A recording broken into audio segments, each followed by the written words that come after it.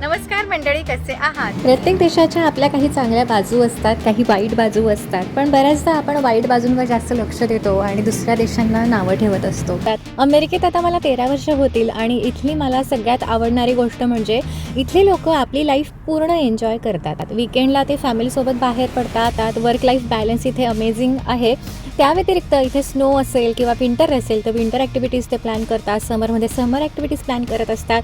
एक छोटंसं तुम्हाला उदाहरण देते. डाऊनटाऊनला आम्ही फिरायला आलो आहे आणि इथले हे जे सगळे रेस्टॉरंट्स आहेत रोडच्या साईडला, तर त्या रेस्टॉरंटवाल्यांनी आपली टेबल खुर्च्या सगळ्या अशा रस्त्यावर मांडल्या आहेत आणि हा मेन रोड आहे. डाऊनटाऊन म्हटलं की ही मार्केट स्ट्रीट असते इथली आणि इथून सतत रहदारी चालू असते. परंतु त्यांनी सगळे रस्ते बंद केले आहेत. काही रस्ते, ठराविक रस्ते कार्ससाठी चालू ठेवले आहेत, परंतु बाकी रस्ते बंद केले आहेत. मस्त लोक छानपैकी जेवणाचा आनंद घेत आहेत, रस्त्यावर बसली आहेत. छोटी छोटी मुलं क्रेयॉन्स घेऊन, खडू घेऊन रस्त्यावर पेंटिंग करत बसलेत.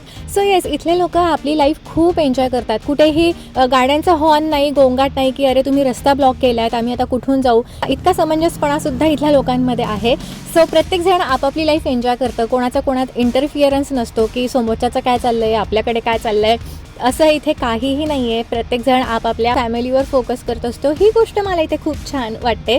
कोऑपरेशन तर आहेच, अंडरस्टँडिंग तर आहेच, परंतु जीवनाचा आनंद कसा घ्यावा हे इथे आपल्याला शिकायला मिळतं. तुम्हाला सुद्धा हे सगळं बघून कसं वाटलं मला जरूर सांगा. मस्त रिलॅक्स जीवन जगता येत नाही तर आपल्याकडे संडेला सुद्धा लोक धावपळ. मेन रोड आहे, रोड पॅक केलेला आहे आणि लोक मस्त रोडवरती आनंदाने एन्जॉय करतायत. येस.